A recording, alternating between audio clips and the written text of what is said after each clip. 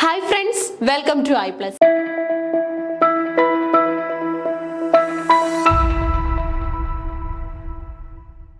ഇന്നത്തെ ക്ലാസ്സിൽ നമ്മൾ ഡിസ്കസ് ചെയ്യാനായിട്ട് പോകുന്നത് നമ്മുടെ സെറ്റ് ഇംഗ്ലീഷ് ജനുവരി 2025 നടന്ന സെറ്റ് പരീക്ഷയുടെ ചോദ്യപേപ്പറിന്റെ ഒരു അനാലിസിസ് ആണ്. അപ്പോൾ നമ്മൾ കഴിഞ്ഞ ദിവസം 15 ചോദ്യങ്ങൾ കംപ്ലീറ്റ് ചെയ്തിട്ടുണ്ടായിരുന്നു. 15 ചോദ്യങ്ങൾ, അതിന്റെ എക്സ്പ്ലനേഷൻ, അതുപോലെ തന്നെ ഓപ്ഷനിൽ നിന്നും ഇനി ചോദിക്കാൻ സാധ്യതയുള്ള ചോദ്യങ്ങൾ എന്നൊക്കെയുള്ള രീതിയിൽ ഡിസ്കസ് ചെയ്ത ഒരു ചോദ്യം കംപ്ലീറ്റ് ആയിട്ട് നമ്മൾ തീർത്തിട്ടുണ്ട്. ഒരു ചോദ്യമായാലും ഒരു ചോദ്യം ചിലപ്പോൾ ചെയ്യാൻ നിങ്ങൾക്ക് 5 മിനിറ്റ് വരെ എടുത്തെന്നിരിക്കും. എക്സാമിന് 5 മിനിറ്റ് എടുക്കരുത്, അല്ലാതെ നമ്മൾ പ്രിപ്പയർ ചെയ്ത് പഠിക്കുമ്പോൾ അല്ലെങ്കിൽ നമ്മൾ അതിന്റെ എക്സ്പ്ലനേഷൻസ് ഒക്കെ കണ്ടെത്തുമ്പോൾ 5 മിനിറ്റ് വരെയൊക്കെ നിങ്ങൾക്ക് എടുത്തെന്നിരിക്കും. അതിൽ കൂടുതൽ എടുക്കുന്ന ക്വസ്റ്റ്യൻസും വരും നമുക്ക്. സോ അതൊക്കെ പഠിച്ചു വെച്ചാലുള്ള ഗുണം എന്ന് പറഞ്ഞാൽ എക്സ്പ്ലനേഷൻ നമുക്ക് അറിയാമെങ്കിൽ ഇനി ആ ചോദ്യ പേപ്പറിൽ നിന്ന് വരുന്ന അല്ലെ ആ ഒരു ചോദ്യത്തിൽ നിന്ന് വരുന്ന ഒരു ഫർദർ ക്വസ്റ്റ്യൻസിന് എപ്പോഴും മോഡിഫിക്കേഷൻസ് നടക്കാറുണ്ട്, പ്രത്യേകിച്ച് ഇംഗ്ലീഷ് പോലെയുള്ള വിഷയങ്ങൾക്ക്. ഓക്കെ, അങ്ങനെയുള്ള മോഡിഫിക്കേഷൻസ് വരുത്തി മറ്റൊരു രീതിയിൽ ഈ ചോദ്യം നമ്മുടെ മുന്നിൽ അപ്പിയർ ചെയ്താലും നമുക്ക് മാർക്ക് മിസ്സാവില്ല. കാരണം നമ്മൾ അത്രത്തോളം തെറോ ആയിട്ടുള്ള എക്സ്പ്ലനേഷൻസ് അതുമായിട്ട് ബേസ് ചെയ്ത് അതിനുള്ളിൽ തന്നെ ചെയ്തിട്ടുണ്ടാവും. നോക്കി, the expression ancestral voices professing war occurs in, അതായത് ഫേമസ് ആയിട്ടുള്ള ഒരു എക്സ്പ്രഷൻ ആണ് ആൻസിസ്ട്രൽ വോയിസസ് പ്രൊഫസിംഗ് വാർ. വാറിനെ കുറിച്ചുള്ള പ്രൊഫസീസ്, അതിനെക്കുറിച്ചുള്ള പ്രവചനങ്ങൾ നടത്തുന്നത് ആൻസിസ്ട്രൽ വോയിസസ് ആണ്. എന്ന് പറഞ്ഞാൽ പഴയ കാലത്ത് ജീവിച്ചിരുന്ന അല്ലെങ്കിൽ നമ്മുടെ ആൻസിസ്റ്റേഴ്സ് ആയിട്ടിരുന്ന ആരോ നമുക്കൊരു ജസ്റ്റ് ഒരു ഹിന്റ് തരാണ്. There is a chance for war, there is a chance for violence. Okay, അപ്പൊ ഇങ്ങനെ ഒരു എക്സ്പ്രഷൻ അപ്പിയർ ചെയ്യുന്നത് ഈ തന്നിട്ടുള്ള വർക്കുകളിൽ ഏതിലാണ്? നോക്കി, Kubla Khan, frost at midnight, Christabel, അതേപോലെ തന്നെ നമ്മുടെ rime of the ancient mariner. നോക്കി, നല്ലൊരു എക്സ്പ്രഷൻ ആണ്. ആൻസിസ്ട്രൽ വോയിസസ് പ്രൊഫസിംഗ് വാർ, വാറിനെ കുറിച്ചുള്ള പ്രൊഫസിയാണ് ഈ ആൻസിസ്ട്രൽ വോയിസസ് തരുന്നത് എന്നുള്ള ഒരു എക്സ്പ്രഷൻ ആണ് Kubla Khan, frost at midnight, Christabel, rime of the ancient mariner. ഇതിൽ ഏതിലാണ് ഈ ഒരു ഇമ്പോർട്ടന്റ് ആയിട്ടുള്ള എക്സ്പ്രഷൻ എക്സിസ്റ്റ് ചെയ്യുന്നത്? ഉത്തരം കിട്ടിയോ? കുബ്ല ഖാനിലാണ് കേട്ടോ. കുബ്ല ഖാൻ നമുക്കറിയാം ST കോളറിഡ്ജ് തയ്യാറാക്കിയ വളരെ മികച്ച ഒരു കവിതയാണ്. ഓക്കെ, കവിതകളുടെ കൂട്ടത്തിൽ നമുക്ക് വളരെ ഇഷ്ടപ്പെടുന്ന ഒരു കവിതയാണ്. കുബ്ല ഖാൻ എന്ന് പറയുന്ന ഒരു റൂളറിന്റെ ആ ഒരു ബിഗ് പാലസിനെ കുറിച്ചാണ് പറയുന്നത്. അവിടുത്തെ വാൾസിനെ കുറിച്ചും അവിടുത്തെ പില്ലേഴ്സിനെ കുറിച്ചും അതിന്റെ സമീപത്തൂടെ ഒഴുകുന്ന ഒരു റിവറിനെ കുറിച്ചും, ഒരു സ്ട്രീമാണ് റിവർ എന്ന് എക്സാഗ്രേറ്റ് ചെയ്ത് പറഞ്ഞിരിക്കുകയാണ്. ഓക്കെ, അതിന്റെ ഒക്കെ ബ്യൂട്ടിയെ കുറിച്ച് പറയുന്നുണ്ട്. ഇനി അതുപോലെ തന്നെ കുറച്ച് ഗോത്തിക് എലമെന്റ്സും നമുക്ക് ഈ ഒരു കുബ്ല ഖാൻ എന്ന പോമിൽ കാണാൻ പറ്റും. സോ ഈ ഒരു പോമുമായിട്ട് ബേസ് ചെയ്തിട്ട് ഒരുപാട് ക്രിറ്റിസിസംസ് എക്സിസ്റ്റ് ചെയ്യുന്നുണ്ട്. കാരണം ഇതൊരു ഇൻകംപ്ലീറ്റ് പോമാണ്. കാരണം എന്ന് പറഞ്ഞു കഴിഞ്ഞാൽ പല ക്രിറ്റിക്സും പറയുന്നത് നമ്മുടെ ST കോളറിഡ്ജ് ഓപ്പിയം ഇൻഡ്യൂസ്ഡ് ആയിട്ട്, ഓപ്പിയത്തിന്റെ അഡിക്ഷനിൽ, അതിന്റെ ഒരു സെഡക്ഷനിലാണ് ശരിക്കും ഈ കവിത എഴുതിയത്. സെഡക്ഷൻ അല്ലെങ്കിൽ അതിന്റെ ഒരു അഡിക്ഷൻ നമുക്ക് ഉണ്ടാവുമല്ലോ, തലച്ചോറിൽ നമുക്ക് അതിന്റെ ഒരു പ്രവർത്തനം നടക്കുമല്ലോ. ആ പ്രവർത്തനം കഴിഞ്ഞപ്പം ഈ ഒരു കവിത എഴുതാനായിട്ടുള്ള അദ്ദേഹത്തിന്റെ ഇമാജിനേഷനും നഷ്ടപ്പെട്ടു എന്നാണ് പറയുന്നത്. ഓക്കെ, ഇമാജിനേഷനെ കുറിച്ച് പറഞ്ഞു വന്നതുകൊണ്ട് പറയുകയാണ് ST കോളറിഡ്ജ് 2 തരത്തിലുള്ള ഇമാജിനേഷനെ കുറിച്ചും പറഞ്ഞിട്ടുണ്ട്. പ്രൈമറി ഇമാജിനേഷനും സെക്കൻഡറി ഇമാജിനേഷനും ആണത്. പ്രൈമറി ഇമാജിനേഷൻ എന്ന് പറഞ്ഞാൽ നമുക്കൊക്കെ എക്സിസ്റ്റ് ചെയ്യുന്ന ഇമാജിനേഷൻ. ഒരു കവിത കേൾക്കുമ്പോൾ അത് കൊള്ളാമെന്ന് നമുക്ക് തോന്നുന്നു, ഒരു കഥ കേൾക്കുമ്പോൾ നല്ല കഥയാണ്, അത് മനസ്സിലായി, നല്ല വിശദീകരണമുണ്ട് എന്നൊക്കെ നമുക്ക് ഫീൽ ചെയ്യുന്നത് പ്രൈമറി ഇമാജിനേഷൻ ആണ്. എന്നാൽ എഴുത്തുകാർക്ക്, എസ്പെഷ്യലി കവികൾക്കും അതുപോലെ തന്നെ കഥകൾ എഴുതുന്ന ആൾക്കാർക്കും ഒക്കെ തന്നെ നാടകകൃത്തുക്കൾക്കും ഒക്കെ എക്സിസ്റ്റ് ചെയ്യുന്നത് സെക്കൻഡറി ഇമാജിനേഷനാണ്. നമ്മുടെ പോലെ ഒരു ഇമാജിനേഷൻ ആയിരിക്കില്ല അവർക്കുള്ളത്. നമ്മുടെ കൂട്ടത്തിലും കാണും നല്ല കവിതകളും അതുപോലെ തന്നെ നല്ല കഥകളും ഒക്കെ എഴുതുന്ന സെക്കൻഡറി ഇമാജിനേഷൻ ഉള്ള ആൾക്കാർ. പൊതുവെ സാധാരണക്കാരിൽ അല്ലെങ്കിൽ നമ്മുടെ നോർമൽ റീഡേഴ്സിന്റെ ഇടയിൽ എക്സിസ്റ്റ് ചെയ്യുന്നത് പ്രൈമറി ഇമാജിനേഷൻ ആണ്. എഴുത്തുകാരിലുള്ളത് സെക്കൻഡറി ഇമാജിനേഷൻ ആണെന്നാണ് ST കോളറിഡ്ജ് പറയുന്നത്. ഓക്കെ, ശരി. അപ്പൊ കുബ്ല ഖാൻ ആരുടെ കവിതയാണ്? നമ്മുടെ പ്രിയപ്പെട്ട ST കോളറിഡ്ജിന്റെ കവിതയാണ്. ഓപ്പിയം ഇൻഡ്യൂസ്ഡ് ആയിട്ടാണ് ഇത് എഴുതിയതെന്നാണ് ഇതിനെക്കുറിച്ചുള്ള ഒരു ക്രിറ്റിസിസം. ഇനി മറ്റൊരു കാര്യം മനസ്സിലാക്കേണ്ടത്, കുബ്ല ഖാൻ ഒരു ഇൻകംപ്ലീറ്റ് പോമാണ്. ശരിക്കും നമുക്ക് തന്നെ വിഷമം തോന്നും കുബ്ല ഖാൻ എന്ന കവിത വായിച്ച് തീരുമ്പോൾ അതിന്റെ ബാക്കി എന്ത് ചെയ്യും, അല്ലെങ്കിൽ ഒരു കംപ്ലീഷൻ കിട്ടിയില്ലല്ലോ എന്നൊക്കെയുള്ള ഫീലിംഗ് തോന്നും. കാരണം അത്രത്തോളം മികച്ച വാക്കുകളൊക്കെ സെലക്ട് ചെയ്ത് കുബ്ല ഖാന്റെ കൊട്ടാരം നമ്മുടെ വിഷ്വൽ ഇമേജിൽ കൊണ്ടുവരുന്ന രീതിയിലാണ് ST കോളറിഡ്ജ് ഈ കവിത എഴുതിയിട്ടുള്ളത്. പക്ഷെ ഒരു കംപ്ലീഷൻ നമുക്ക് അതിന് കാണാൻ പറ്റില്ല. ഫ്രോസ്റ്റ് അറ്റ് മിഡ് നൈറ്റും ക്രിസ്റ്റബലും ഒക്കെ മികച്ച കവിതകളാണ്. ക്രിസ്റ്റബലൊക്കെ ഒരുപാട് ഫാന്റസി ഒക്കെ യൂസ് ചെയ്തിട്ടുള്ള കവിതയാണ്. റൈം ഓഫ് ദ ഏൻഷ്യൻ മറൈനറും ST കോളറിഡ്ജിന്റെ ആണ്. ഈ ഒരു കവിതയുടെ പ്രത്യേകത എന്ന് പറയുന്നത് ഒരു ആൽബട്രോസിനെ കുറിച്ച് പറയുന്നുണ്ട്. ആൽബട്രോസും വെഡിങ് ഗസ്റ്റും ഒക്കെ അപ്പിയർ ചെയ്യുന്ന ഒരു ഫേമസ് ആയിട്ടുള്ള സ്റ്റോറി നറേറ്റ് ചെയ്യുന്ന സ്റ്റോറി ടൈപ്പിലുള്ള ഒരു പോമാണ് rime of the ancient mariner. നമ്മൾ എപ്പോഴും യൂസ് ചെയ്യുന്ന ലൈൻസ് ആണ് water everywhere but not a drop to drink. ആ ലൈൻസ് നമുക്ക് കിട്ടുന്നത് rime of the ancient mariner എന്ന കവിത കവിതയിൽ നിന്നാണ്. ഓക്കെ, അപ്പൊ ഇങ്ങനെ വിശദീകരിച്ച് അല്ലെങ്കിൽ നമുക്കൊരു ക്വസ്റ്റ്യൻ കിട്ടിക്കഴിഞ്ഞാൽ അതുമായിട്ട് ബേസ് ചെയ്ത് എല്ലാം പറയാനായിട്ട് പറ്റണം. ഒത്തിരി കാര്യങ്ങൾ നമ്മുടെ ഭാവനയിൽ നമുക്ക് പറയാനായിട്ടുണ്ടാകണം. അങ്ങനെ ഒരു അനാലിസിസ് വേണം നിങ്ങൾ എപ്പോഴും ചെയ്യാനായിട്ട്. As the river continues its journey, the unsettling description intensifies. The river enters unfathomable caves where it rushes sounds like ancestral voices professing war. ഇത് നമ്മുടെ കുബ്ലാ ഖാനിൽ അപ്പിയർ ചെയ്യുന്ന വരികളാണ് കേട്ടോ. അപ്പൊ ഇവിടെ നമുക്ക് കാണാൻ പറ്റുന്നത് ആ ഒരു റിവറിനെ കുറിച്ച് പറയുന്നുണ്ടല്ലോ. റിവർ ഒരു സ്ട്രീമാണ്, അതിനെ കുറച്ചും കൂടെ എക്സാറേറ്റ് ചെയ്ത് ഇവിടെ റിവർ എന്ന് എസ്.ടി. കോളറിഡ്ജ് പറഞ്ഞിരിക്കുകയാണ്. സോ കുബ്ലാ ഖാന്റെ പാലസിന്റെ സമീപത്തോടു കൂടി ഒരു റിവർ ഫ്ലോ ചെയ്യുന്നുണ്ട്. ആ റിവറിനകത്തിലൂടെ നമുക്ക് കേൾക്കാൻ പറ്റുന്നത് ആൻസിസ്ട്രൽ വോയിസസ് ഓഫ് പ്രൊഫസിംഗ് വാർ എന്നാണ്. നമുക്കറിയാം ഈ വെള്ളം ഒഴുകുന്ന സമയത്ത് അതിന്റെ ഒരു സൗണ്ട് ഉണ്ട് അല്ലെ, വെള്ളം ഒഴുകുന്നതിന്റെ ഒരു സൗണ്ട്, അതിങ്ങനെ ഫ്ലോ ചെയ്ത് പോകുന്ന സൗണ്ട് ഒക്കെ ഉണ്ട്. അതിനെയാണ് ഈ പ്രൊഫസിംഗ് വാർ ആയിട്ട് കൺസിഡർ ചെയ്യുന്നത്.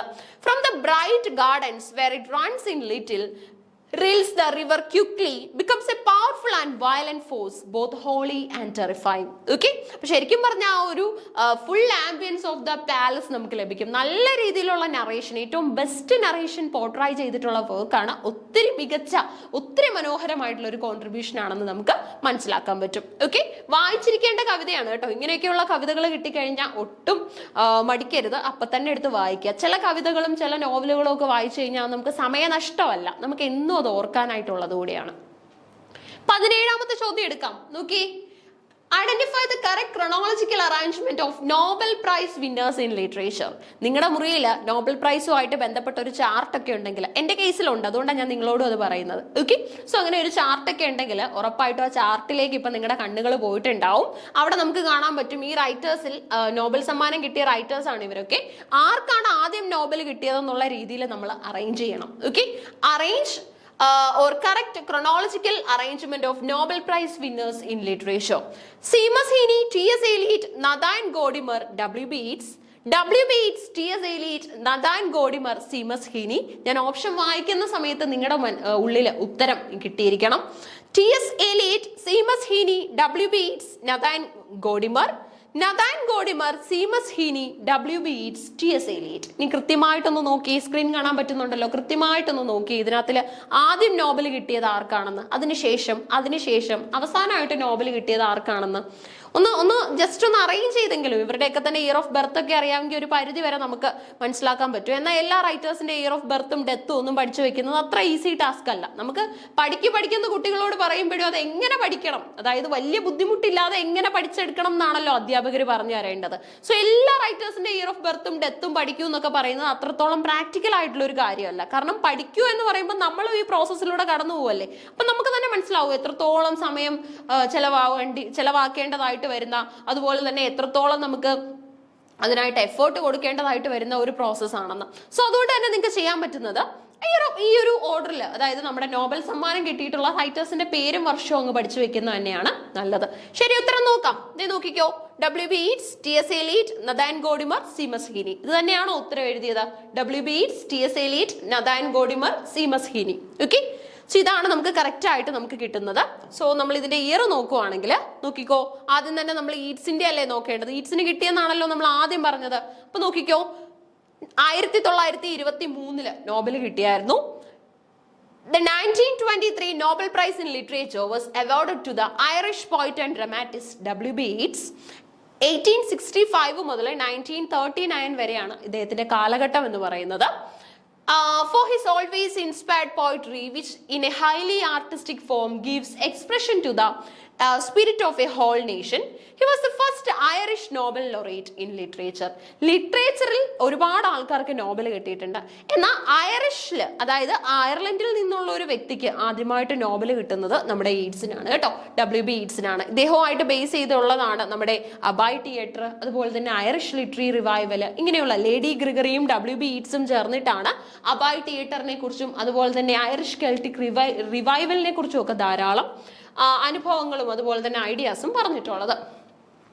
അപ്പൊ നമ്മൾ ആദ്യം സെലക്ട് ചെയ്തത് ഈറ്റ്സിനെ ആയിരുന്നു അല്ലെ. അപ്പൊ ഈറ്റ്സിന് ശേഷം അടുത്തത് ആരാണ്? T.S. Eliot അല്ലെ. അപ്പൊ T.S. Eliotന് നോബൽ കിട്ടിയ വർഷം നമ്മൾ നോക്കണം. ഇത് 23-ലാണ്, എലിയറ്റിന് 48-ലാ കേട്ടോ, 48-ല്. The 1948 Nobel Prize in Literature was awarded to British American poet Thomas Stearns Eliot, T.S. Eliot. Okay, pen name ആണ് T.S. Eliot. വർക്ക് ഒക്കെ എഴുതുമ്പോൾ ഇദ്ദേഹം തോമസ് സ്റ്റേൺസ് എലിയറ്റ് എന്ന് യൂസ് ചെയ്യാറില്ല, T.S. Eliot എന്നാണ് എഴുതാറുള്ളത്. ഓക്കെ, 1888 മുതൽ 1965 വരെയാണ് time period.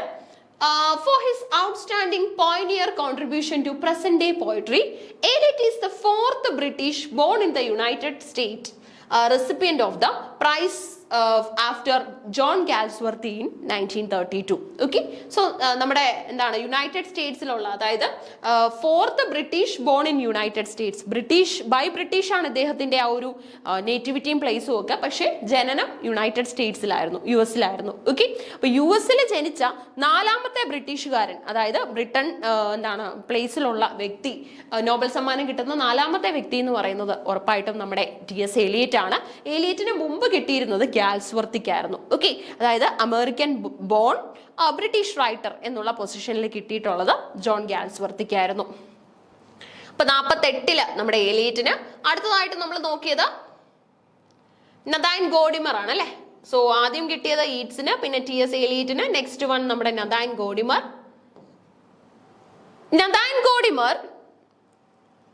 20th November 1923 to 30 July 2014, 2014 വരെ ഉണ്ടായിരുന്നു കാലഘട്ടം. Okay, was a South African writer and political activist. She received the Nobel Prize in Literature in 1991. 1991 Nobel സമ്മാനം കിട്ടുന്നത്. Recognized as a writer who through her magnificent epic writing, okay, magnificent epic writing has been of a very great benefit to humanity. അപ്പൊ നമ്മുടെ മനസാക്ഷിക്കും അതുപോലെ തന്നെ നമ്മുടെ മനുഷ്യരാശിക്കും ഒക്കെ ഉപകാരപ്രദമായിട്ടുള്ള ഒരുപാട് എഴുത്തുകൾ, ഒരുപാട് സാഹിത്യ സംഭാവനകൾ നൽകാനായിട്ടുള്ള അവസരം ആർക്ക് ലഭിച്ചിട്ടുണ്ട്?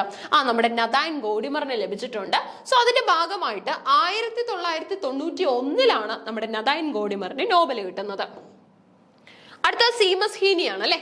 സീമസ് ഹീനിക്ക് 1991 നമ്മുടെ ഗോഡിമറിന് ലഭിക്കുന്നു. 1995 സീമസ് ഹീനിക്ക് നോബൽ കിട്ടുന്നു. The 1995 Nobel Prize in Literature was awarded to the Irish poet Seamus Heaney. 1939 മുതൽ 2013 വരെയായിരുന്നു കാലഘട്ടം.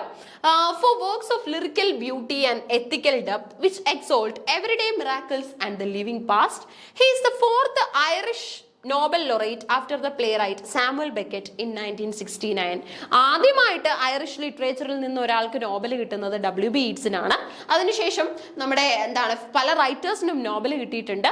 നാലാമതായിട്ട് ലഭിക്കുന്നത് ഉറപ്പായിട്ടും നമ്മുടെ സീമസ് ഹീനിക്കാണ്. സീമസ് ഹീനിക്ക് മുമ്പ് ഐറിഷ് ലിറ്ററേച്ചറിൽ നോബൽ സമ്മാനം കിട്ടിയത് സാമുവൽ ബെക്കറ്റിനായിരുന്നു. നമ്മുടെ വെയിറ്റിംഗ് ഫോർ ഗോദോ അടക്കമുള്ള വളരെ മികച്ച നാടകങ്ങൾ എഴുതിയ നമ്മുടെ ബെക്കറ്റിന്. ഓക്കെ, അപ്പൊ കുറച്ചു നേരം ഒന്ന് ബെക്കറ്റിന് കിട്ടിയ വർഷം കൂടെ ഒന്ന് ഓർത്തോളൂ. 1969 ആണ്. ഒരു പക്ഷെ അടുത്ത വർഷത്തെ ക്വസ്റ്റ്യൻ പേപ്പറിൽ നമുക്ക് ഓപ്ഷനിൽ ചിലപ്പോൾ ബെക്കറ്റ് ആയിരിക്കും ഉള്ളത്. ബെക്കറ്റിന് നോബൽ കിട്ടിയ വർഷം അപ്പോൾ വേണ്ടി വരും. ഓക്കെ, അപ്പൊ കുറച്ചു നേരം നമ്മളൊന്ന് ടൈം ഇൻവെസ്റ്റ് ചെയ്ത് കഴിഞ്ഞാൽ, കുറച്ചധികം നേരം നമ്മൾ ഒരു ക്വസ്റ്റിന് വേണ്ടി ചെലവഴിച്ചു കഴിഞ്ഞാൽ ആ ക്വസ്റ്റിനുമായിട്ട് ബേസ് ചെയ്തിട്ടുള്ള എല്ലാ കാര്യങ്ങളും നമുക്ക് മനസ്സിലാക്കാൻ പറ്റും. മുഴുവൻ കാര്യങ്ങളും ക്രിസ്റ്റൽ ക്ലിയർ ആയിട്ട് നമ്മുടെ കൈവശം ഉണ്ടാവും. അങ്ങനെ വേണം പഠിക്കാൻ. ഓക്കെ, അല്ലാതെ 10 മിനിറ്റിൽ നമ്മൾ 50 ചോദ്യം ചെയ്യുന്നതിലല്ല കാര്യം. 10 മിനിറ്റിൽ 10 ചോദ്യം ചെയ്താൽ മതി. പക്ഷെ 10 ചോദ്യങ്ങളുമായിട്ട് ബേസ് ചെയ്ത് പിന്നെ ഒരിക്കലും നിങ്ങൾക്ക് ഒരു ഡൗട്ട് ഉണ്ടാകാത്ത രീതിയിൽ അത്ര തെറോ ആയിട്ട് എക്സ്പ്ലനേഷനുമായിട്ട് ബേസ് ചെയ്ത് പഠിക്കണം. ഇനി എക്സ്പ്ലനേഷൻ സെലക്ട് ചെയ്യുന്ന സമയത്ത് ഞാൻ വീണ്ടും പറയുകയാണ്, ഒരുപാട് പേജുള്ള എക്സ്പ്ലനേഷൻ വേണമെന്നൊന്നും ഒരു കണ്ടീഷനും ഇല്ല. പല കുട്ടികൾക്കും അങ്ങനെ ഒരു സംശയമുണ്ട്, ഒത്തിരി എക്സ്പ്ലനേഷൻ വേണ്ടേ, കൂടുതൽ വേണ്ടേ എന്നൊക്കെ. അതിലല്ല കാര്യം. നമുക്ക് ഇമ്പോർട്ടന്റ് പോയിന്റുകൾ ഉൾപ്പെടുത്തിയുള്ള എക്സ്പ്ലനേഷൻ കിട്ടുന്നിടത്താണ് നമ്മുടെ വിജയം. The image of the Neptune taming the sea horse appears in. അപ്പൊ നമുക്ക് Neptune taming the sea horse ഇങ്ങനെ ഒരു ചിത്രം ലഭിക്കുന്നത് ഏത് വർക്കിലാണ്? Okay, Abt Vogler, Prospice, Andrea del Sarto, my last duchess. Okay, ഇതിൽ ഏത് വർക്കിലാണ് image of the Neptune taming the sea horse ഇങ്ങനെ ഒരു ചിത്രം നമുക്ക് ലഭിക്കുന്നത്? Abt Vogler, Prospice, Andrea del Sarto, my last duchess. Okay, എവിടെയെങ്കിലും നിങ്ങൾ Neptune taming the sea horse എന്നുള്ള ഒരു വിഷ്വൽ ഇമേജ് കിട്ടിയതായിട്ട് ഓർക്കുന്നുണ്ടോ? ഏതെങ്കിലും ഈ ലിറ്റററി വർക്ക്സ് ഒക്കെ പഠിക്കുന്ന സമയത്ത് ഏതിലെങ്കിലും നിങ്ങൾ അങ്ങനെ ഒരു ഐഡിയ ഓർക്കുന്നുണ്ടോ? നമുക്ക് എല്ലാ ചോദ്യങ്ങളും ഇപ്പൊ സെറ്റിന് നമ്മൾ പറയും സിലബസിൽ നിന്ന് മാത്രമേ വരത്തുള്ളൂ, സിലബസിനകത്തുള്ള ഡീറ്റെയിൽ ആയിട്ട് പഠിക്കേണ്ടത് പ്രത്യേകം പറഞ്ഞിട്ടുണ്ടെന്നൊക്കെ. എന്നാൽ പോലും ചില റൈറ്റേഴ്സിന്റെ കേസിൽ റൈറ്ററിന്റെ പേര് മാത്രം തന്നിട്ടുണ്ടാവും, ഡീറ്റെയിൽ ആയിട്ട് ഒരു വർക്ക് പഠിക്കുമെന്ന് തന്നിട്ടുണ്ടാവില്ല. അങ്ങനെയുള്ള കേസിൽ ചെയ്യേണ്ടത് ആ റൈറ്റർ പ്രധാനപ്പെട്ട ചെയ്തിട്ടുള്ള വർക്ക് ഏതാണ്, നോവൽ എങ്ങാനും കിട്ടിയിട്ടുണ്ടോ, നോവൽ കിട്ടിയിട്ടുണ്ടെങ്കിൽ അതിന്റെ വർഷം, ഇങ്ങനെ നമ്മുടെ ലോജിക്കും കൂടെ ഉപയോഗിച്ച് നമ്മൾ കുറച്ചൊന്ന് പ്രിപ്പയർ ചെയ്യണം കേട്ടോ. നമ്മൾ ഇങ്ങനെ ഒരു ചോദ്യത്തിന് സാധ്യത ഉണ്ടല്ലോ എന്നുള്ള രീതിയിൽ അനലൈസ് ചെയ്തൊരു പ്രിപ്പറേഷൻ കൂടെ കൊടുക്കണം. അപ്പൊ മൈ ലാസ്റ്റ് ഡച്ചസ് എന്ന കവിതയിലാണ് ശരിക്കും നെപ്റ്റ്യൂൺ ടേമിംഗ് ദ സീ ഹോഴ്സിന്റെ ചിത്രം നമുക്ക് കിട്ടുന്നത്. നോക്കിക്കോ, my last duchess is a poem by Robert Browning, frequently anthologized as an example of the dramatic monologue. It first appeared in 1842 in Browning's Dramatic Lyrics. ബ്രൗണിങ്ങിന്റെ തന്നെ dramatic lyrics എന്ന വർക്കിലാണ് ആദ്യമായിട്ട്, ഈ കളക്ഷന്റെ ഭാഗമായിട്ടാണ് my last duchess ആദ്യമായിട്ട് appear ചെയ്യുന്നത്. The poem is composed in 28 rhyming couplets of iambic pentameter heroic couplet. Okay, ഈ ഒരു കവിതയുടെ പ്രത്യേകത നോക്കി, it's composed in 28 rhyming couplet, 28 rhyming കപ്ലറ്റുകൾ ഉപയോഗിച്ചുകൊണ്ടാണ് ഈ കവിത ചെയ്തിട്ടുള്ളത്. ഓഫ് ആംബിക് പെന്റാമീറ്റർ, ആംബിക് പെന്റാമീറ്റർ ടോൺ ആണ് ഇവിടെ ഉപയോഗിച്ചിട്ടുള്ളത്. ഓക്കെ, മൈ ലാസ്റ്റ് ഡച്ചസിൽ, റോബർട്ട് ബ്രൗണിങ്ങിന്റെ മൈ ലാസ്റ്റ് ഡച്ചസിൽ നമ്മൾ കാണുന്നത് പോർഫീരിയാസ് ലവർ എന്ന് പറഞ്ഞ് ഇതേപോലെ തന്നെ ലവ് ഇൻസിഡൻസ് നറേറ്റ് ചെയ്യുന്ന ഒരു കവിത ബ്രൗണിങ് ചെയ്തിട്ടുണ്ട്. മൈ ലാസ്റ്റ് ഡച്ചസിൽ ഒരു ഡ്യൂക്ക് നമ്മുടെ മുന്നിൽ അദ്ദേഹത്തിന്റെ ഡച്ചസിന്റെ പോർട്രൈറ്റ് കാണിക്കുകയാണ്. ഈ വാക്ക് നിങ്ങൾ ശ്രദ്ധിച്ചോ, ലാസ്റ്റ്. അപ്പൊ ഈ ലാസ്റ്റ് എന്നുള്ളത് കൊണ്ട് തന്നെ ഒരുപക്ഷെ നമുക്ക് മീൻ ചെയ്യാം ഇതിനു മുമ്പും നമ്മുടെ ഡ്യൂക്കിന് ഒരുപാട് ഡച്ചസ് അല്ലെങ്കിൽ ഇതിനു മുന്നേ മാരേജ് ചെയ്തിട്ടുണ്ടാവും, ഇതൊരു റീമാരേജ് ആണ് എന്നൊക്കെയുള്ള രീതിയിൽ നമുക്ക് ഒരുപാട് നമ്മുടേതായിട്ടുള്ള വിശദീകരണങ്ങൾ അല്ലെ നമ്മുടേതായിട്ടുള്ള ഡൗട്ട്സ് ഒക്കെ തന്നെ നമുക്ക് റേസ് ചെയ്യാനായിട്ട് പറ്റും. കാരണം my last duchess, my duchess എന്നല്ല കവിതയ്ക്ക് പേരിട്ടിരിക്കുന്നത്, മൈ ലാസ്റ്റ് ഡച്ചസ്. സോ അതുകൊണ്ട് തന്നെ ഡ്യൂക്ക് ഇതിനു മുൻപ് മാരി ചെയ്തിട്ടുണ്ടാവും എന്നൊക്കെയുള്ള ഒരുപാട് നമ്മുടേതായിട്ടുള്ള സംശയങ്ങൾ നമുക്ക് കവിതകളിൽ നിർത്താനായിട്ട് സാധിക്കും. ലിറ്ററേച്ചർ അല്ലേ, നമുക്ക് നമ്മുടേതായിട്ടുള്ള വേർഷൻ കൊടുക്കാനായിട്ടുള്ള നമ്മുടെ പൂർണ്ണ അധികാരം അവിടെയുണ്ട്. സോ റോബർട്ട് ബ്രൗണിങ് അത്തരത്തിൽ തയ്യാറാക്കിയ വളരെ മികച്ച ഒരു കവിതയാണത്. ഓക്കെ, അപ്പൊ അടുത്തത് സെലക്ട് ദ മാച്ചിങ് പെയർ. ദേ ഇവിടെ തന്നിട്ടുള്ളതിൽ നമ്മൾ കറക്റ്റ് മാച്ചിങ് പെയറുമായിട്ട് സെലക്ട് ചെയ്യാനായിട്ട് പോവാണ്. ഡിക്കൻസും ഫോക്നറും ജോയ്സും ലോറൻസും നമ്മുടെ പ്രിയപ്പെട്ട റൈറ്റേഴ്സ്, നോവലിസ്റ്റുകൾ, അവരാണ് ഓപ്ഷനിലുള്ളത്. Okay, Dickens, Faulkner, Joyce, Lawrence. ഡിക്കൻസിന് നേരെ മാഞ്ചസ്റ്റർ ആണ് തന്നിരിക്കുന്നത്, ഫോക്നറിന് നേരെ യോഗ്ന പടവ. ഓക്കെ, യോഗ്ന പടപ്പ തന്നിട്ടുണ്ട്. ജോയ്സിന് നേരെ ബെൽഫാസ്റ്റ് ആണ്, ലോറൻസിന് നേരെ ബിർമിംഗ്ഹാം എന്നാണ് പ്രൊവൈഡ് ചെയ്തിട്ടുള്ളത്. ചോദ്യം ഇനി നോക്കി, സെലക്ട് ദ മാച്ചിങ് പെയർ. ഇതിൽ ഏതോ ഒരു പെയർ മാത്രമേ മാച്ച് ചെയ്യുന്നുള്ളൂ, ആ പെയർ ഏതാണെന്ന് നമ്മൾ സെലക്ട് ചെയ്യണം. ഓക്കെ, മാച്ചിങ് പെയർ സെലക്ട് ചെയ്യാനായിട്ടാണ് നമ്മളോട് പറഞ്ഞേക്കുന്നത്. ഓക്കെ, അപ്പൊ ഏതാണ് ഇതിനകത്ത് നമുക്ക് മാച്ചിങ് പെയർ ആയിട്ട് ഫീൽ ചെയ്യുന്നത്? ഡിക്കൻസ് മാഞ്ചസ്റ്റർ, ഫോക്നർ യോഗ്ന പടപ്പ, അതുപോലെ തന്നെ നമ്മുടെ ജോയ്സും ബെൽഫാസ്റ്റ്, ലോറൻസ് ബിർമിംഗ്ഹാം. ദേ നമ്മുടെ ഫോക്നർ യോഗ്ന പടപ്പ ആണ് ഇതിന്റെ കറക്റ്റ് ആൻസർ ആയിട്ട് വരുന്നത്. ഓക്കെ, കൂടുതൽ പേരും ഈ ബിർമിംഗ്ഹാം ഒക്കെ സെലക്ട് ചെയ്തിട്ടുണ്ടാവും. ബിർമിംഗ്ഹാമും ലോറൻസും തമ്മിലല്ല കണക്ഷൻ എക്സിസ്റ്റ് ചെയ്യുന്നത്, കറക്റ്റ് കണക്ഷൻ എക്സിസ്റ്റ് ചെയ്യുന്നത് ഫോക്നറും അതുപോലെ തന്നെ നമ്മുടെ യോഗ്ന പടവയും തമ്മിലാണ്. ഈ ഒരു ചോദ്യം നിങ്ങൾ ശ്രദ്ധിച്ചോ, ഈ ചോദ്യത്തിൽ നമുക്ക് ഒരുപാട് നോവലിസ്റ്റുകളുടെ പേരുണ്ട്, ഡിക്കൻസ് അടക്കം നമ്മുടെ പ്രിയപ്പെട്ട നോവലിസ്റ്റുകൾ ഓപ്ഷനിലുണ്ട്. സോ ഇവരുടെയൊക്കെ നോവലുകളും കൂടെ നമ്മൾ പഠിച്ചിട്ട് വേണം പോകാനായിട്ട്. പലപ്പോഴും നിങ്ങൾക്ക് നോവലിന്റെ എല്ലാം പേരറിയായിരിക്കും, ഞാൻ ജസ്റ്റ് പറഞ്ഞതാണ്. അടുത്ത വർഷത്തെ ചോദ്യ പേപ്പറിൽ ഇങ്ങനെ ഒരു സാധ്യതയുണ്ട്. ഇനി നടക്കാൻ പോകുന്ന നമ്മുടെ ഈ വർഷം തന്നെ ഒരു സെറ്റ് പരീക്ഷയും കൂടെ നമുക്കുണ്ട്. ആ ചോദ്യ പേപ്പറിൽ അല്ലെങ്കിൽ ആ ഒരു സമയത്തെ പരീക്ഷയ്ക്ക് നമുക്ക് ഇങ്ങനെ ഒരു സാധ്യത കിടപ്പുണ്ട് എന്നുള്ള ഒരു ഹിന്റ് തന്നതാണ്. ഓക്കെ, സോ അങ്ങനെ നമുക്ക് ആ ഒരു ചോദ്യം മനസ്സിലാക്കി എടുക്കാനായിട്ട് പറ്റും. മാഞ്ചസ്റ്റർ ബൈ ദ സീ എന്നാണ് ഒരു വർക്ക് ഉള്ളത്. അത് നമുക്ക് ഓപ്ഷനകത്തുള്ളത് മാഞ്ചസ്റ്ററും ഡിക്കൻസും ആയിരുന്നു അല്ലെ. മാഞ്ചസ്റ്റർ ബൈ ദ സീ എന്ന് പറയുന്ന ബുക്ക് സ്റ്റീഫൻ റോബർട്ട്സ് ഹോൾട്ടിന്റെ കേട്ടോ, സ്റ്റീഫൻ റോബർട്ട്സ് ഹോൾട്ടിന്റെ ബുക്കാണ് മാഞ്ചസ്റ്റർ ബൈ ദ സീ എന്ന് പറയുന്നത്. ഇനി അടുത്തത് യോഗ്ന പടവ ഉണ്ട് അല്ലെ. യോഗ്ന പടവ കൗണ്ടി എന്ന് പറയുന്നത് ഒരു ഫിക്ഷണൽ മെസിസിപ്പി കൗണ്ടിയാണ്. നമുക്ക് ഒരുപാട് ഫിക്ഷണൽ പ്ലേസുകൾ ഉണ്ടല്ലോ, ഹാഡിയുടെ വെസെക്സ്, അതുപോലെ തന്നെ നമ്മുടെ പോപ്പുലർ ആയിട്ടുള്ള ആർ കെ നാരായൺ പോപ്പുലറൈസ് ചെയ്ത മാൽഗുഡി, ഇങ്ങനെ ഒരുപാട് ഫിക്ഷണൽ ആയിട്ടുള്ള പ്ലേസുകൾ ഉണ്ട്. അങ്ങനെ ഫോക്നർ പോപ്പുലറൈസ് ചെയ്ത ഒരു ഫിക്ഷണൽ പ്ലേസ് ആണ് യോഗ്നാപട്ടവ കൗണ്ടി എന്ന് പറയുന്നത്. ഒരു ഫിക്ഷണൽ മിസിസിപ്പി കൗണ്ടിയാണ് created by the American author William Faulkner, largely based on and inspired by Lafayette county. Okay, Lafayette county ആയിട്ട് ബേസ് ചെയ്തുള്ളതാണ് Mississippi and it's county seat of Oxford. Faulkner often refer to Yoknapatawpha county as my apocryphal county. Okay, ഇദ്ദേഹത്തിന്റെ apocryphal county ആയിട്ടാണ് ശരിക്കും പറഞ്ഞ യോഗ്നാപട്ടവ കൗണ്ടിയെ കുറിച്ച് നമ്മുടെ Faulkner പറയുന്നത്. Okay, അപ്പൊ ചിലപ്പോൾ ഇനി അടുത്ത പരീക്ഷയ്ക്കൊക്കെ നമുക്ക് ചോദിക്കാം. സെറ്റിന് മാത്രമല്ല, നമ്മൾ പ്രിപ്പയർ ചെയ്യുന്ന ഇംഗ്ലീഷ് പരീക്ഷകൾ ഒരുപാടുണ്ടല്ലോ, HSA, HSST. സോ അതിനൊക്കെ വരാൻ സാധ്യതയുള്ള ചോദ്യമാണ് യോഗ്നാപട്ടവ കൗണ്ടിക്ക് മറ്റൊരു പേരും കൂടെ, അല്ലെങ്കിൽ പേഴ്സണലി ആ ഒരു പ്ലേസിനെ എങ്ങനെയാണ് നമ്മുടെ ഫോക്നർ ഡിസ്ക്രൈബ് ചെയ്യുന്നതെന്ന് ചോദിച്ചു കഴിഞ്ഞാൽ മൈ അപ്പോക്രൈഫൽ കൗണ്ടി എന്നുള്ള പേരിലാണ്. ഓക്കെ, ശരി. ഇനി അടുത്തതായിട്ട് നമുക്ക് ബെൽഫാസ്റ്റ് ഉണ്ട് അല്ലെ. ബെൽഫാസ്റ്റിന് നേരെ ക്വസ്റ്റ്യനിൽ പ്രൊവൈഡ് ചെയ്തിട്ടുള്ളത് ഏതായിരുന്നു? ബെൽഫാസ്റ്റും ജോയ്സും ആണ് അല്ലെ. അവിടെയും പ്രത്യേകിച്ച് കണക്ഷൻ ഒന്നുമില്ല, ബെൽഫാസ്റ്റും ജോയ്സും കണക്ഷൻ ഇല്ല. പക്ഷെ ബെൽഫാസ്റ്റ് ഒരു സെമി ഓട്ടോബയോഗ്രഫിക്കൽ ഫിലിമാണ്, written and directed by sir Kenneth. Sir Kenneth എഴുതുകയും അതുപോലെ തന്നെ ഡയറക്റ്റ് ചെയ്യുകയും ചെയ്ത ഒരു സിനിമയാണ് നമ്മുടെ ബെൽഫാസ്റ്റ് എന്ന് പറയുന്നത്. And it follows a young boy in Belfast during the troubles before his family makes the tough decision to move to the UK. Okay, ഇവരുടെ ഫാമിലി UK ഷിഫ്റ്റ് ചെയ്യാനായിട്ട് തീരുമാനിച്ചിരിക്കുകയാണ്. അപ്പൊ നമുക്കറിയാം, എപ്പോഴും നമ്മൾ ഷിഫ്റ്റ് ചെയ്യുന്നു എന്ന് പറയുമ്പോൾ നമ്മുടെ റൂട്ട്സ് റീപ്ലാന്റ് ചെയ്യുന്ന ഒരു സിറ്റുവേഷൻ അല്ലേ അത്. സോ അതുമായിട്ട് ബേസ് ചെയ്തിട്ടുള്ള കുറച്ച് ടഫ് സിറ്റുവേഷൻസ് ഒക്കെയാണ്, ട്രബിൾസ് ഒക്കെയാണ് ആ സിനിമയിൽ പറയുന്നത്. അടുത്തത് the Watsons to go Birmingham. Okay, ബിർമിംഗ്ഹാമിന് നേരെ നമുക്ക് തന്നിട്ടുള്ളത് ഏതായിരുന്നു ക്വസ്റ്റ്യനില്? ലോറൻസ് അല്ലെ. നോ കണക്ഷൻ, വീണ്ടും നോ കണക്ഷൻ ആണ് അവിടെ എക്സിസ്റ്റ് ചെയ്യുന്നത്. സോ നമുക്ക് ബിർമിംഗ്ഹാം എന്ന പേരില് the Watsons go to Birmingham. Okay, 1963 ഒരു ഹിസ്റ്റോറിക്കൽ ഫിക്ഷൻ നോവലാണ്. ക്രിസ്റ്റഫർ പോൾ കർട്ടിസ് ആണ് ഇത് എഴുതിയത്. ഫസ്റ്റ് പബ്ലിഷ് ചെയ്തത് 1995 by Delacorte press. It was preprinted in 1997. Okay, അപ്പോൾ ഒരെണ്ണം ഒരു നോവലാണ് ആൻഡ് നമ്മുടെ ബെൽഫാസ്റ്റ് എന്ന് പറയുന്ന ഒരു സിനിമയാണ്. ഈ സിനിമ എഴുതുകയും ഡയറക്റ്റ് ചെയ്യുകയും ഒക്കെ ചെയ്തത് നമ്മുടെ സർ കെന്നത്ത് ആണ്. ഓക്കെ, സോ ഇങ്ങനെ നമുക്ക് ഇത്രയും എണ്ണത്തിന്റെയും കറക്റ്റ് ഐഡിയാസ് മനസ്സിലാക്കാനായിട്ട് പറ്റും. അപ്പോൾ ഒരിക്കലും നിങ്ങൾ ശരി ഉത്തരം കിട്ടിക്കഴിഞ്ഞാൽ ബാക്കി ലീവ് ചെയ്ത് പോകരുത്. ഇപ്പൊ നമുക്ക് ഡിക്കൻസിന്റെ അല്ല മാഞ്ചസ്റ്റർ എന്ന് മനസ്സിലായി, അങ്ങനെയാണെങ്കിൽ മാഞ്ചസ്റ്റർ എന്ന വർക്ക് ഉണ്ടോ, മാഞ്ചസ്റ്ററുമായിട്ട് ബേസ് ചെയ്ത് എന്താണ് ഐഡിയ എന്ന് നമ്മൾ ചെക്ക് ചെയ്യണം ഇതുപോലെ, എന്നിട്ട് അത് കണ്ടെത്തണം. ജോയ്സും ബെൽഫാസ്റ്റും തമ്മിൽ കണക്ഷൻ ഇല്ല, കാരണം ബെൽഫാസ്റ്റ് ഒരു സിനിമയാണ്. ഇനി ആ സിനിമ ആരുമായിട്ട് ബേസ് ചെയ്തുള്ളതാണ്? കെന്നത്ത്. ഓക്കെ, നമ്മൾ അത് സെർച്ച് ചെയ്ത് പോയാൽ മാത്രമേ നമുക്ക് അതിനുള്ള ഉത്തരം കിട്ടത്തുള്ളൂ. ലോറൻസും ബിർമിംഗ്ഹാമും എഗെയിൻ കണക്ഷൻ ഇല്ലാത്ത കേസാണ്. അങ്ങനെയാണെങ്കിൽ ബിർമിംഗ്ഹാം എന്ന് പറഞ്ഞ എന്തെങ്കിലും ഐഡിയ നമുക്ക് എക്സിസ്റ്റ് ചെയ്യുന്നുണ്ടോ എന്ന് ചെക്ക് ചെയ്യണം. ഓക്കെ, സോ അങ്ങനെയാണ് നമ്മൾ എക്സ്പ്ലനേഷൻ വീഡിയോസ് ചെയ്യേണ്ടത്, അല്ലെ എക്സ്പ്ലനേഷൻ കാര്യങ്ങൾ നിങ്ങൾ തന്നെ ക്വസ്റ്റ്യൻ ചെയ്യുന്ന സമയത്തായാലും ചെയ്യേണ്ടത്. അത് ശ്രദ്ധിക്കണം കേട്ടോ, എക്സ്പ്ലനേഷൻ കണ്ടെത്താൻ.